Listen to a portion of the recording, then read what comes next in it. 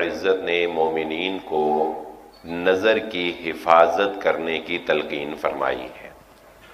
اور حکم دیا کہ اے محمد صلی اللہ علیہ وآلہ وسلم مومنین کو کہہ دیجئے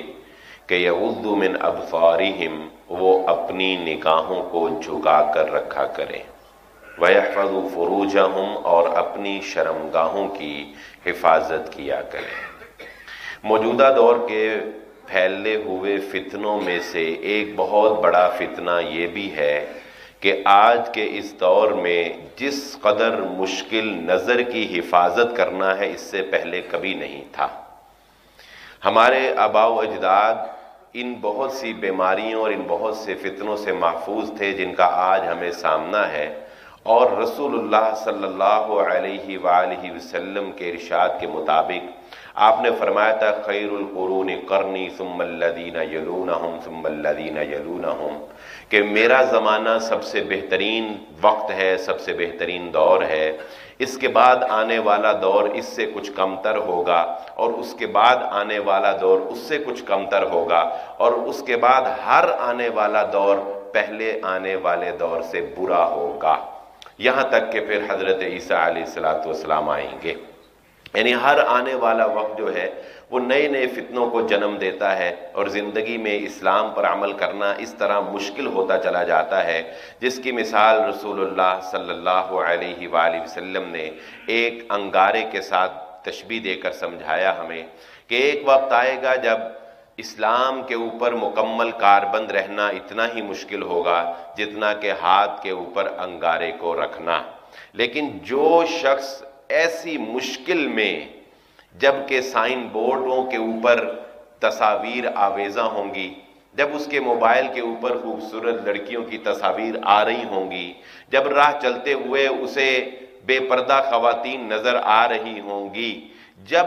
ان حالات میں کہ اپنے آپ کو روکنا اتنا مشکل ہوگا جیسے ہاتھ کے اوپر انگارہ رکھنا، جو ان حالات میں اپنے آپ کو روک لیتا ہے، جو ان حالات میں اپنے عمل کر کے دکھا دیتا ہے، آپ نے فرمایا اس کو تمہارے جیسے یعنی صحابہ اکرام جیسے 50 آدمیوں کے برابر اللہ رب العزت درجہ عطا فرمائے گا۔ یہ آسان نہیں ہے، وہ حکایت ہے نا، بزرگوں نے بات کو سمجھانے کے لیے ایک حکایت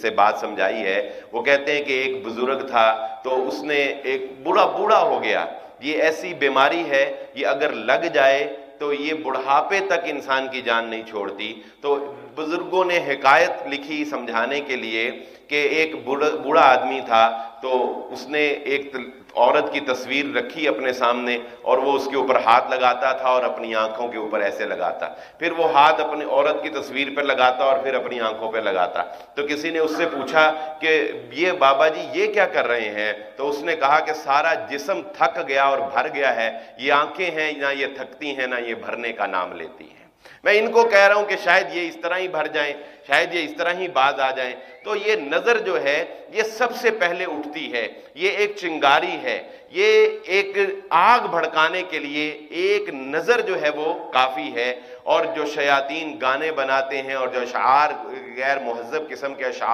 شعراء بناتے ہیں، آپ دیکھیں ان میں بھی محبت کے آغاز میں وہ نظر سے ہی بات کرتے ہیں کہ نظر جو ہے وہ نظر سے ملتی ہے اور پھر جو ہے وہ محبت ہو جاتی ہے اور پھر جو ہے وہ عشق ہو جاتا ہے۔ تو یہ محبت جو ہے یہ نظر جو ہے وہ محبت جو انسان کو ذلیل و رسوا کر دے، اس کی پہلی چنگاری جو ہے یہ نظر ہوتی ہے۔ جو انسان اس نظر کی حفاظت کر لیتا ہے، جس انسان کو نظر جھکانے کا پتہ لگ جاتا ہے، اللہ رب العزت اس کو آئندہ آنے والی آفتوں سے بھی محفوظ فرما لیتے ہیں۔ یہ اس قدر سنگین ہے کہ جامع ترمذی کی روایت رسول اللہ صلی اللہ علیہ وآلہ وسلم نے ارشاد فرمایا، اگر کوئی شخص کسی کے گھر گیا اور ہمیں یہ حکم ہے، آپ صلی اللہ علیہ وآلہ وسلم اس بارے میں کتنی احتیاط سے کام لیتے تھے کہ آپ صلی اللہ علیہ وآلہ وسلم اگر کسی کے گھر تشریف لے جاتے، دستک دے کر آپ دروازے کے سامنے نہیں کھڑے ہوتے تھے، دروازے سے ہٹ کے کھڑے ہوتے تھے کہ دروازہ کھلنے پر نظر اندر نہ کہیں پڑ جائے۔ اس قدر احتیاط ہمیں یہ ادب و آداب نبی صلی اللہ علیہ وسلم نے سکھائے کہ کسی کے گھر جاؤ دستک دو تو دروازہ کھلنے کے ایسی ہٹ کر سائڈ پہ کھڑے ہو کہ اگر کوئی خاتون دروازہ کھولے یا دروازہ کھولے اور اندر تک تمہاری نظر جو ہے وہ نہ جانے پائے۔ رسول اللہ صلی اللہ علیہ وآلہ وسلم نے فرمایا اگر کوئی شخص کسی کے گھر جاتا ہے اور جا کر بغیر اس کی اجازت کے پردہ ہٹا کر دیکھتا ہے، پردہ ہٹا کر دیکھنے کی کوشش کرتا ہے، دروازے کی وہ آڑ، وہ لائن کے اندر سے کسی جھری میں سے، کسی سوراخ میں سے دیکھنے کی کوشش کرتا ہے، کسی روشن دان میں سے دیکھنے کی کوشش کرتا ہے، کسی کھڑکی سے جھانکنے کی کوشش کرتا ہے کسی کی اجازت کے بغیر، اللہ کے نبی صلی اللہ علیہ وآلہ وسلم نے فرمایا اگر گھر کے اندر موجود شخص جو ہے وہ اس کی آنکھ کے اوپر پتھر مار کے اس کی آنکھ پھوڑ دیتا ہے، میں محمد صلی اللہ علیہ وآلہ وسلم اس کی آنکھ کا کوئی بدلہ نہیں بتاتا، اس کی آنکھ کا کوئی قصاص نہیں ہے، میں کہتا ہوں کہ اس کی آنکھ کا کوئی قصاص نہیں ہوگا۔ یعنی کہ یہ اتنا سنگین جرم ہے کہ آپ کسی کی پردہ داری جو ہے اس کو اپنی نگاہوں سے دیکھیں، لیکن آج ہم اتنے بے ضمیرے ہو گئے ہیں کہ ہم ویڈیو بناتے ہیں، ہم فحش کام کرتے ہیں پھر ان کی ویڈیوز بناتے ہیں، پھر ان کو ہم نشر کرتے ہیں۔ اللہ کی قسم ہماری غیرت کا جنازہ نکل چکا ہے۔ ہاں مجرم جو ہے اس کے جرم کو پکڑنے کے لیے اگر جدید آلات کا اختیار کیا جاتا ہے یا جدید آلات کو جو ہے وہ استعمال کیا جاتا ہے تو بھائیو اس کا مطلب یہ نہیں ہے کہ آپ وہ بیہودہ ویڈیوز اور آپ وہ بیہودہ اور وہ برہنہ ویڈیوز جو ہیں وہ نشر کرتے پھریں اور لوگوں کو بد نظری جو ہے اس کی دعوت دیں۔ نہیں، کسی کے گناہ کو پھیلانا اس حد تک صرف جائز ہے کہ آپ اس کو اس کے انجام تک پہنچا جائیں، آپ اس کو کیفر کردار تک پہنچا دیں۔ بہرحال رسول اللہ صلی اللہ علیہ وآلہ وسلم نے فرمایا کہ اس کا کوئی قصاص نہیں ہوگا، اس کا کوئی بدلہ جو ہے نہیں ہوگا اگر کوئی اس کی آنکھ پھوڑ دیتا ہے۔ اور حضرت ثعلبہ بن عبد الرحمن رضی اللہ تعالی عنہ یہ ایک نوجوان صحابی ہیں اللہ کے نبی صلی اللہ علیہ وآلہ وسلم کے، یہ ایمان افروز واقعہ ٹک ٹاک بنانے والے نوجوانوں کو سننا چاہیے اور یہ موبائل فون کے اوپر ویڈیو کلپس بنانے والوں کو ضرور بضرور سننا چاہیے، جو آج ہم اس بد نظری کا شکار ہو چکے ہیں کہ کل ہم اللہ رب العزت کے سامنے کیا منہ لے کر جائیں گے۔ وہ صحابی رسول صلی اللہ علیہ وسلم اللہ کے نبی صلی اللہ علیہ وآلہ وسلم نے ایک کام کے سلسلے میں بھیجا، نوجوان ہیں، ایک کام کے سلسلے میں جا رہے ہیں، اپنے جو ہے وہ انداز میں چلے جا رہے ہیں، اور اس وقت آپ جانتے ہیں گھر جو ہیں وہ مٹی کے گارے کے ہوا کرتے تھے اور کسی گھر کے سامنے جو ہے کوئی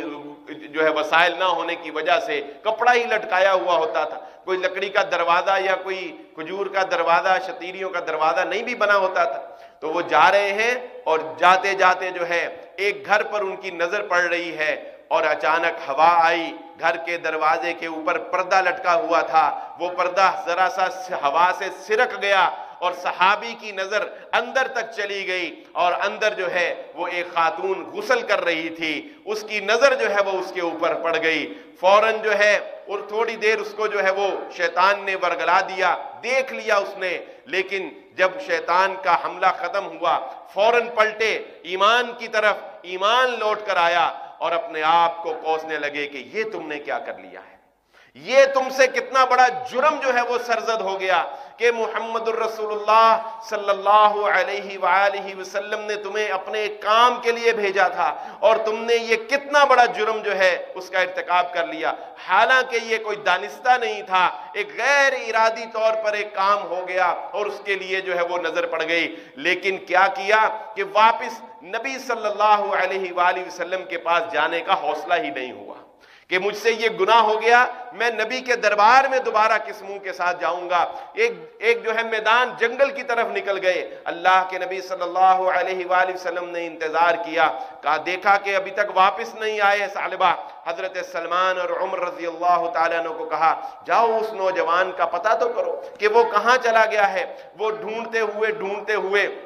جب باہر نکلے پوچھا ایک بکریوں کے چرواہے سے کہ یہاں تم نے کوئی نوجوان تو نہیں دیکھا؟ انہوں نے کہا کہ جی ہاں، وہ پہاڑ کی چوٹی کے اوپر ہم نے ایک نوجوان کو بیٹھے ہوئے دیکھا ہے، وہ روتا رہتا ہے، وہ بس رو رہا ہے، ہم نے اس کو اور کچھ نہیں کرتے ہوئے دیکھا۔ وہ نیچے اترتا ہے، ہم نے اس کو ایک دودھ کا گلاس دیا، دودھ پی کر وہ پھر اوپر چڑھ گیا اور وہاں بیٹھا جو ہے وہ رو رہا ہے۔ حضرت عمر رضی اللہ تعالیٰ عنہ گئے اور جا کر پوچھا کیا ہو گیا؟ کہا میں گناہگار ہوں، میں محمد الرسول اللہ صلی اللہ علیہ وآلہ وسلم کا سامنا نہیں کر سکتا۔ کہا آؤ تو صحیح، تمہیں اللہ کے نبی صلی اللہ علیہ وآلہ وسلم بلاتے ہیں۔ یہ دونوں صحابی اس نوجوان کو لے کر رسول اللہ صلی اللہ علیہ وآلہ وسلم کی خدمت میں پہنچے، اور اس غم کی شدت کی وجہ سے وہ بالکل کمزور، جیسے ایک کمزور چڑیا ہوتی ہے، جیسے ایک کمزور چوزا ہوتا ہے، ایسے ان کی حالت ہو گئی۔ اللہ کے نبی صلی اللہ علیہ وآلہ وسلم نے دیکھا،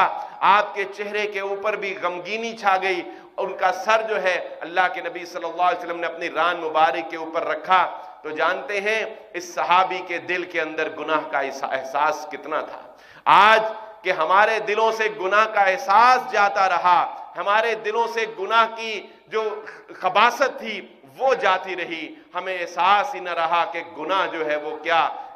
گندگی رکھتا ہے، گناہ جو ہے وہ کتنا میلا ہوتا ہے۔ مگر اس صحابی سے کیا ہوا ہے؟ میں سمجھتا ہوں آج کے ہمارے اس دور کے اندر یہ گناہ تو تصور ہی نہیں کیا جا سکتا، مگر کہنے لگے اللہ کے نبی صلی اللہ علیہ وسلم اپنی پاک ران سے میرا سر اٹھا دیجئے کہ یہ ایک گناہگار کا سر ہے،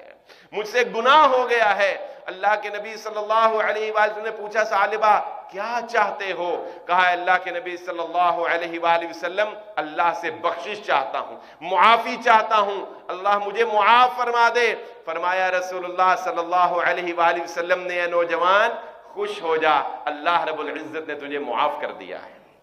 اللہ نے تجھے معاف کر دیا ہے۔ کہنے لگے اللہ کے نبی صلی اللہ علیہ وسلم مجھے ایسے محسوس ہو رہا ہے جیسے میرے جسم کے اندر چونٹیاں جو ہیں وہ رینگ رہی ہیں۔ اللہ کے نبی صلی اللہ علیہ وسلم فرمانے لگے لگتا ہے کہ تیری آخری ملاقات کا وقت آ گیا ہے، تو اپنے خالق حقیقی سے ملنے والا ہے۔ اور اسی عالم کے اندر اس نوجوان کی روح پرواز کر جاتی ہے۔ رسول اللہ صلی اللہ علیہ وآلہ وسلم تجہیز و تکفین کے بعد جنازے کا اہتمام کرتے ہیں، اور جب جنازے میں صحابہ جا رہے ہوتے ہیں، چند صحابہ ہیں، اللہ کے نبی صلی اللہ علیہ وآلہ وسلم اپنے قدموں کے اگلے پاؤں، اگلی انگلیوں کے اوپر اللہ کے نبی صلی اللہ علیہ وآلہ وسلم چلتے ہوئے جنازے میں جا رہے ہیں۔ صحابہ کہتے ہیں اے اللہ کے نبی صلی اللہ علیہ وآلہ وسلم آپ پورا قدم کیوں نہیں رکھ رہے؟ آپ اپنے قدم کو پیچھے سے اٹھا کر کیوں چل رہے ہیں؟ اللہ کے نبی صلی اللہ علیہ وسلم نے فرمایا اے میرے صحابہ، اس کے جنازے کے اندر اتنے فرشتے ہیں کہ قدم رکھنے کی جگہ نہیں مل رہی ہے۔ اللہ رب العزت نے ایسے لوگوں کو مقام دیا ہے، لیکن یاد رکھ لیجئے یہ بات، یہ مقام و مرتبہ تب ملتا ہے جب انسان اپنے اندر تقوی اور طہارت کی معراج حاصل کرنے کی کوشش کرتا ہے۔ رسول اللہ صلی اللہ علیہ وآلہ وسلم نے تمام باتوں کو ملحوظ خاطر رکھتے ہوئے دین اسلام نے، یاد رکھ لیجئے یہ بات، دین اسلام نے انسان کی مجبوریوں کو ملحوظ خاطر رکھا ہے، دین اسلام نے ہماری ضروریات کو ملحوظ خاطر رکھا ہے، دین نے حکمتوں کو ملحوظ خاطر رکھا ہے۔ اگر حالات مشکل ہیں، جیسا کہ میں نے یہ روایت آپ کو سنائی، تو دوسری روایت بھی خوش کن سن لیجئے۔ اگر حالات مشکل ہوں گے تو اللہ جانتا ہے کہ میرے بندوں کے لیے حالات مشکل ہیں، لیکن عمل کرنے والے تو ہونے چاہیے نا،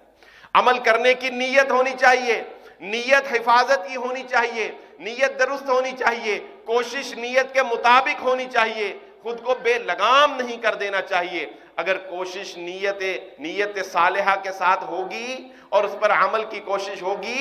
گناہ تو ہر انسان سے ہوتے ہیں، جو گناہ نہیں کرتا وہ انسان نہیں ہوتا،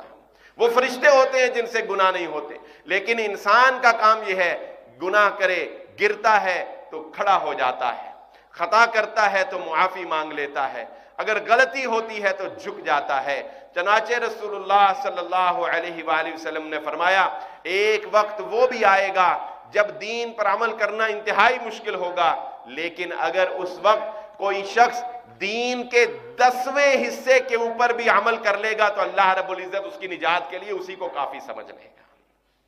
مانا کہ حالات مشکل ہیں، مانا کہ حالات مشکل ہیں، مانا کہ یہ موبائل ہمارے ہاتھوں کے اندر ہے، ہم دین کا کام کرنے کے لیے بھی اگر اس کو استعمال کرتے ہیں تو سامنے برائی نظر آ جاتی ہے، ہم اچھی بات کو پھیلانے کے لیے بھی اگر اس کا استعمال کرتے ہیں تو سامنے کوئی بری بات آ جاتی ہے، کوئی فوج تصویر آ جاتی ہے، لیکن اس کے اوپر ٹکٹکی لگانے کی ضرورت نہیں ہے۔ اپنے حد تک ہر طریقہ جو ہے وہ موجود ہے اپنے آپ کو بچانے کے لیے، اپنے تئیں مکمل بچنے کی کوشش کرو، جو معذوری میں ہو جائیں گے انشاءاللہ اللہ رب العزت معاف فرما دے گا۔ رسول اللہ صلی اللہ علیہ وآلہ وسلم نے حضرت علی رضی اللہ تعالیٰ عنہ کو فرمایا تھا، اے علی، تمہارے لیے پہلی نظر جو ہے، ایک نظر جو غیر ارادی طور پر پڑ جاتی ہے، ایک نظر جو غیر ارادی طور پر، غیر اختیاری طور پر انسان کی پڑ جاتی ہے، فَإِنَّ لَكَ الْأُولَى وَلَيْسَ لَكَ الْآخِرَةُ، اے علی ایک نظر تو اللہ رب العزت نے تجھے معاف کر دی ہے، لیکن اس ایک نظر کے پیچھے دوسری نظر نہیں آنی چاہیے، دوسری نظر دانستہ طور پر نہیں آنی چاہیے۔ ہاں ایک دفعہ نظر پڑ گئی، موبائل میں تھی کوئی ایڈ تھی اور نظر پڑ گئی، اس کو کلوز کر دیا، راہ چلتے کسی سائن بورڈ پر نظر پڑ گئی، اپنی نظر کو پھیر لیا، بازار چلتے کوئی ایک نظر پڑ گئی، نظر کو پھیر لیا۔ نظر ایک دفعہ کی غیر ارادی طور پر جو پڑ جائے وہ تو اللہ رب العزت نے معاف کی ہے، لیکن اس کے علاوہ نظر کو جو بار بار پھیرے گا یا ٹکٹکی لگا لے گا اور اس کو جو ہے مکمل اس کا جو ہے ایکس رے کر دے گا، وہ اللہ رب العزت کے ہاں معافی نہیں ہے۔ حضرت عمر ابن خطاب رضی اللہ تعالی عنہ کا بہت پیارا واقعہ آپ کے گوش گزار کرنے لگا ہوں۔ ایک شخص، یہ واقعہ تھوڑا سا فنی بھی ہے، حضرت عمر ابن خطاب رضی اللہ تعالی عنہ کے پاس ایک شخص آیا، آ کر کہنے لگا، یا امیر المومنین ایک مسئلہ ہے، حل کیجئے۔ امیر المومنین نے پوچھا، نوجوان بتاؤ کیا بات ہے؟ اس نے کہا کہ بات یہ ہے کہ میری شادی ہو گئی ہے، لیکن میری بیوی جو ہے وہ مجھے دبا کے رکھتی ہے، میری بیوی جو ہے وہ مجھے دبا کے رکھتی ہے، میرے آگے سے بولتی ہے، اونچا بولتی ہے۔ حضرت عمر ابن خطاب رضی اللہ تعالیٰ عنہ ابھی اس سے گفتگو کر ہی رہے تھے،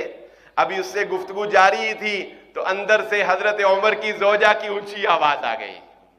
وہ نوجوان واپس چل پڑا۔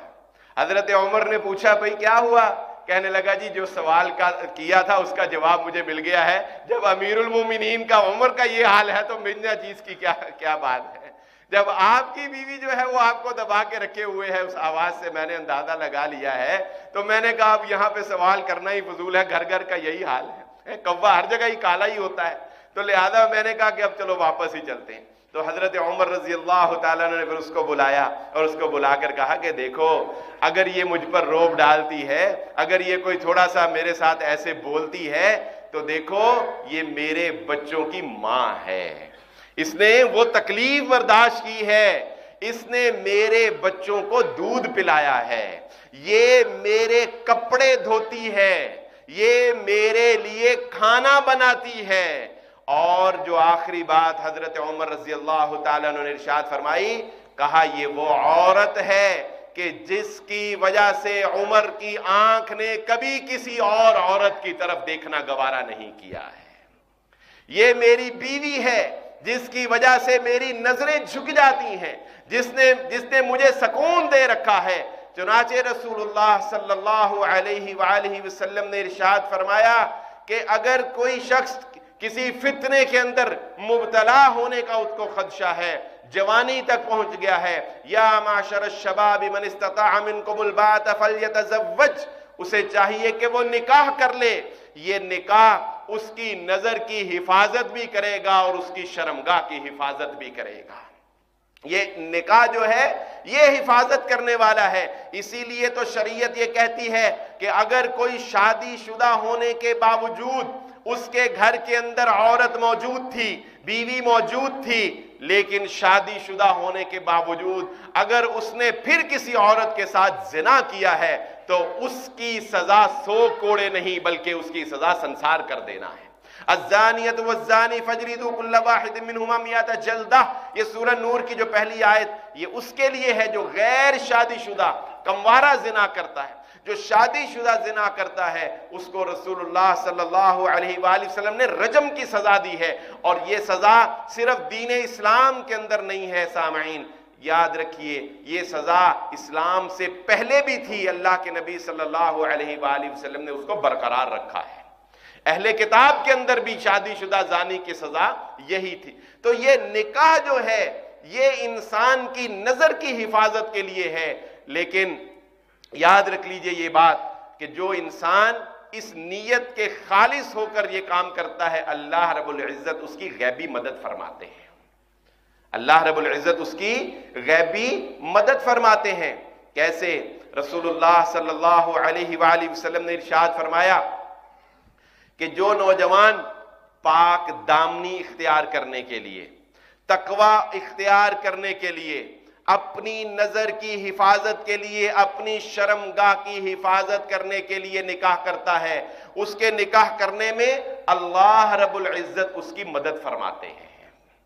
اس کی شادی کرنے میں اللہ رب العزت اس کی مدد فرماتے ہیں۔ مگر میں یہاں پر افسوس کے ساتھ آج ایک اور بات کی وضاحت کرتا چلا جاؤں کہ یاد رکھ لیجئے یہ بات، یہ نکاح جو ہے ضروری نہیں ہے کہ نظر کی حفاظت کے لیے یا شرمگاہ کی حفاظت کے لیے کموارے کو ہی نکاح کی ضرورت پیش آ جائے۔ اگرچہ ہمارے معاشرے میں دوسری شادی کو قبول نہیں کیا جاتا،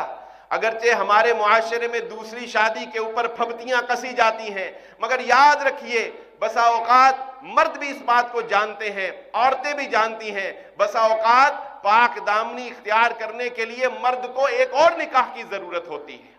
مرد کو ایک سے زائد شادی کی ضرورت ہوتی ہے، مگر یہ ہمارا معاشرہ شادی شدہ مرد کو کہتا ہے کہ تو گرل فرینڈ بنا، اس کے ساتھ دوستی کر، معشوقی چلا، اس کو ہوٹلوں میں رکھ، اس کو کھلا، جو مرضی کر، نہ اس پر بیوی کو اعتراض ہوتا ہے، نہ اس کو ماں باپ کو اعتراض ہوتا ہے۔ لیکن وہی شخص جو ہے اگر باقاعدہ طریقے سے نکاح کرتا ہے تو ہم اس کا مذاق اڑاتے ہیں، ہم اس کے اوپر پھبتیاں کستے ہیں۔ یہ حقیقت ہے سامعین کہ ہم نے دوسری شادی کی اس فلسفے کو نہیں سمجھا جو اللہ رب العزت نے مرد کو اس قرآن میں اجازت دی ہے۔ اور یہاں بات آئی ہے تو میں یہ بات بھی کہی دیتا ہوں، ہمارے کئی دوست جو ہیں ان کی اصلاح ہو جائے گی انشاءاللہ اس بات سے، اور مقصود ہمارا صرف اصلاح ہی ہوتا ہے کہ بسا اوقات کوئی مرد جو ہے وہ دوسری شادی کر لیتا ہے، حالانکہ اس کی نیت کوئی پاک دامنی اختیار کرنے کی ہوتی ہے۔ کئی وجوہات ہوتی ہیں جو کہ یہاں بیان نہیں کی جا سکتی۔ ہم سمجھتے ہیں کہ وہ بیچارہ پاک دامنی اختیار کرنا چاہتا ہے، نظر کی حفاظت کرنا چاہتا ہے، اپنے آپ کو گناہ سے بچانا چاہتا ہے، اس کے لیے وہ کوئی دوسری شادی کا قدم اچھے طریقے سے اٹھاتا ہے، صحیح طریقے سے اٹھاتا ہے، لیکن ہم لوگ اس کو بھی قبول نہیں کرتے۔ اور یہ بات ذہن نشین رکھ لیجئے، اگر کسی مرد کی دوسری شادی کرنے پر آپ کے دل کے اندر اس کے اس فعل پر بغض آ گیا، آپ نے اس کو برا سمجھا، آپ نے اس کو سمجھا کہ اس نے کوئی غلطی کی ہے، تو یاد رکھ لیجئے آپ نے اللہ رب العزت کے ایک حکم کے مخالفت کی ہے، اللہ کی ایک حکم کی، اللہ کی ایک اجازت کی مخالفت آپ نے اپنے دل کے اندر سوچی ہے۔ جب اللہ رب العزت نے مرد کو 4 شادیوں کی اجازت دی ہے، بلا تفریق دی ہے، بغیر وجہ کے دی ہے، کوئی وجہ، یہ تو وجہ ہے نا، بغیر وجہ کے اگر مرد کر لیتا ہے اللہ کی قسم تب بھی وہ گناہگار نہیں ہے، اس نے کوئی غلطی نہیں کی ہے، اس نے کوئی جرم نہیں کیا ہے۔ اللہ رب العزت کی سہولت جو اللہ نے اس کو دی ہے، جو محمد الرسول اللہ صلی اللہ علیہ وسلم نے اس کو دی ہے، اس کے اوپر اس نے عمل کیا۔ لیکن ہمارا معاشرہ چونکہ ہندوانہ معاشرے سے تشکیل پایا ہے، اس لیے ہم آج تک اس بات کو جو ہے وہ قبول نہیں کر سکے ہیں۔ سو ہمیں اس بارے میں بھی اپنے دلوں کے اندر فراخ دلی جو ہے وہ پیدا کرنی چاہیے، خواتین کو بھی فراخ دلی سے کام لینا چاہیے، لیکن پہلو دونوں طرف کے ہیں۔ میں بات کرتا ہوں تو انشاءاللہ کوشش کرتا ہوں دونوں پہلوؤں کو واضح رکھا جائے۔ مرد کی بھی یہ زیادتی نہیں ہونی چاہیے کہ اگر دوسری شادی کر لی ہے تو پہلی بیوی کو لٹکا دے اور دوسری کے نخرے جو ہیں وہ پورے کر رہا ہو، دوسری کے ناز اٹھائے جا رہے ہیں، دوسری کو جو ہے وہ الگ گھر لے کر دیا جا رہا ہے اور پہلی بیچاری اس کو خرچہ بھی پورا نہیں دیا جا رہا۔ یہ بھی ہمارے معاشرے کے اندر ہوتا ہے کہ دوسری شادی محبت سے کر لی، کسی کے ساتھ پھانس گئے اور دوسری شادی کر لی، اور دوسری کرنے کے بعد پہلی کو چھوڑ دیا، یا پہلی کا برا حال کر دیا یا اس کے بچوں کا برا حال کر دیا. نہیں نہیں، اللہ کی قسم، نہ تو عورت کے لیے یہ جائز ہے کہ وہ اپنی دوسری بہن کے اوپر چاہے وہ اس کی سوتن ہے ظلم کرے یا کروائے، اور نہ مرد کے لیے یہ جائز ہے کہ وہ ایک سے زائد شادیاں اگر کرتا ہے تو دونوں کے اندر عدل و انصاف نہ کرے. چنانچہ رسول اللہ صلی اللہ علیہ وآلہ وسلم نے یہ ارشاد فرمایا، یہ معاشرے کی خرابی ہے کہ اگر کوئی شخص 2 شادیاں کرتا ہے تو خواتین دوسری کی طلاق کا مطالبہ کرتی ہیں.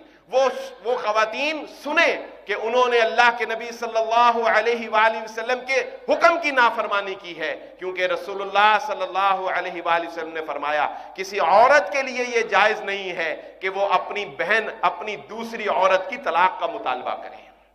کسی عورت کے لیے جائز نہیں ہے کہ وہ دوسری عورت کی طلاق کا مطالبہ کرے. ہاں، شیطان کو سب سے زیادہ خوشی کب ہوتی ہے؟ شیطان کو سب سے زیادہ خوشی کب ہوتی ہے؟ رسول اللہ صلی اللہ علیہ وآلہ وسلم نے ارشاد فرمایا کہ شیطان اپنا تخت جو ہے وہ پانی کے اوپر سجاتا ہے، اس کے مشیر جو ہیں وہ ارد گرد آ جاتے ہیں. ایک کھڑا ہو کر کہتا ہے، حضور والا میں نے فلاں کام کیا، اس کو سود پہ لگا دیا. مثال سے دے رہا ہوں، حدیث میں یہ الفاظ نہیں ہے، مثال سے سمجھا رہا ہوں. تو دوسرا اپنا کارنامہ بیان کرتا ہے، تیسرا اپنا کارنامہ بیان کرتا ہے. پھر ایک کھڑا ہوتا ہے، وہ کہتا ہے حضور والا میں نے میاں بیوی کے درمیان لڑائی ڈلوائی، میں نے میاں بیوی کے درمیان لڑائی ڈلوائی، حتیٰ کہ میں اس لڑائی کو بڑھاتا بڑھاتا اتنا طول دے گیا کہ ان کے درمیان طلاق کروا دی، جدائی کروا دی. شیطان اپنی کرسی سے کھڑا ہو جاتا ہے، اس کو قریب بلاتا ہے، اس کو اپنے سینے سے لگاتا ہے اور اس کو کہتا ہے یہ میرا بندہ مشیر ہے جس نے صحیح کام کر کے دکھایا. تم نے کیا کیا ہے؟ تم نے کیا؟ کیوں؟ اس لیے کہ اس نے خاندانوں کی دھجیاں اڑا کر رکھ دی ہیں. اور یاد رکھیے یہ بات، اس وقت ہماری جو طلاق کی بڑھتی ہوئی ریشو ہے وہ صرف اور صرف اگر کسی وجہ سے ہے تو وہ یہ اس بد نظری کی وجہ سے ہے. یہ نظر جب غیر عورتوں کی طرف اٹھتی ہے، یہ نظر جب غیر محرم عورتوں کی طرف اٹھتی ہے تو جانتے ہیں رسول اللہ صلی اللہ علیہ وآلہ وسلم کے فرمان کے مطابق جب کوئی غیر عورت کی طرف دیکھتا ہے تو شیطان اس غیر عورت کے اوپر بیٹھ کر اس کے جسم کو اس مرد کی نگاہوں میں فریفتہ بنا دیتا ہے، خوبصورت بنا دیتا ہے، اور پھر اس کو اپنی بیوی کے عیب نظر آنے لگتے ہیں. وہ عورت جس کے حقیقت سے یہ واقف نہیں ہے، وہ عورت جس کے اندرونی معاملات سے یہ واقف نہیں ہے، صرف اس نے دور سے دیکھا ہے، صرف اس نے اس کو کسی ٹاک شو میں بات کرتے ہوئے دیکھا ہے، صرف اس نے اس کو لہلہاتے ہوئے بالوں کے ساتھ چلتے دیکھا ہے. شیطان اس کے دل میں یہ بات ڈالتا ہے یہ دیکھو یہ خوبصورت تمہاری بیوی کے پاس کیا ہے. اور پھر وہی مرد جب گھر آتا ہے تو اسے اپنی بیوی اچھی نہیں لگتی اور یہ بیج بو دیتا ہے شیطان، اور پھر معاملہ آگے بڑھتا چلا جاتا ہے. ایک بہت پیاری دعا جو ہے وہ آپ کے سامنے رکھنے لگا ہوں. ہمارے اکابرین یہ دعا اکثر کیا کرتے تھے، اور یہ دعا آج میں سمجھتا ہوں ہر مرد کو بھی کرنی چاہیے، ہر عورت کو بھی کرنی چاہیے. اللہم املأ قلبی، اے اللہ میرے دل کو بھر دے، بحب زوجتی، میری بیوی کی محبت سے. اللہم املأ، اے اللہ بھر دے قلبی، میرے دل کو، بحب زوجتی، میری بیوی کی محبت سے. وَأَفْرِغْ قَلْبِي بِحُبِّ غَيْرِهَا، اور میرے دل سے میری بیوی کے علاوہ دیگر عورتوں کی محبت کو نکال دے. کتنی پیاری دعا ہے. اور یہی کافی نہیں ہے بلکہ اس کے بعد دوسرا حصہ بھی ہے. اللہم املأ، اے اللہ بھر دے، قلبہا، میری بیوی کے دل کو، بحبی، میری محبت سے، وَأَفْرِغْ قَلْبَهَا، اور نکال دے اس کے دل سے میری محبت کے علاوہ ہر محبت کو. وَأَفْرِغْ قَلْبَهَا بِحُبِّ غَيْرِهَا، میری محبت کے علاوہ ہر محبت جو ہے وہ اس کے دل کو نکال دے. میں سمجھتا ہوں یہ دعا جو ہے یہ آپ اپنی زندگی کا معمول بنا لیں. اپنے گھروں کے اندر سکون پیدا کرنے کے لیے کہ یہ دعا جو ہے ہر وقت جو ہے وہ زبان پر جاری رکھیں. جو بھائی کو چاہیے ہوگی آپ گروپ میں ہے ایڈ, وہ انشاءاللہ میں وہاں سینڈ کر دوں گا, آپ کو مل جائے گی وہاں سے. یہ دعا پڑھتے رہیں,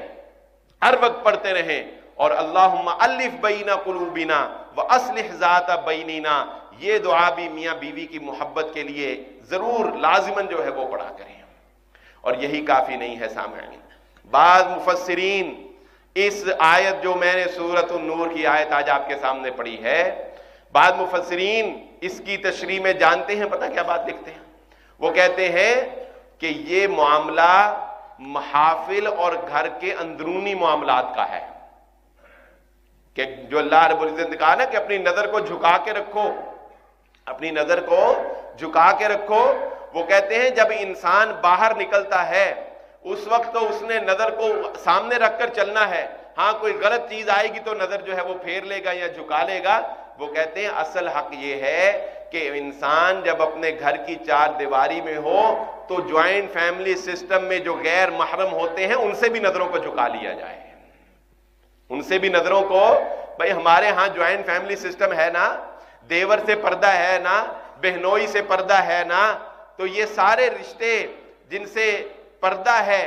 ان سے بھی گھروں کے ماحول کے اندر وہ کہتے ہیں کہ گھر کے اندر ان سے بھی نگاہوں کو جھکا کر رکھنا چاہیے. اور مردوں کو بھی چاہیے کہ وہ گھر کی وہ خواتین جو ان کے لیے غیر محرم ہیں ان سے اپنی نگاہوں کو جھکا کر رکھا کریں. اس لیے آج کی اس گفتگو میں جس بات کی طرف میں آپ کی توجہ دلانا چاہتا تھا وہ یہی ہے کہ ہم لوگ بہت کاہلی کا مظاہرہ کرتے ہیں, بہت سستی کا مظاہرہ کرتے ہیں, اور کچھ ان جدید آلات نے ہمیں کاہل اور سست بنا دیا ہے.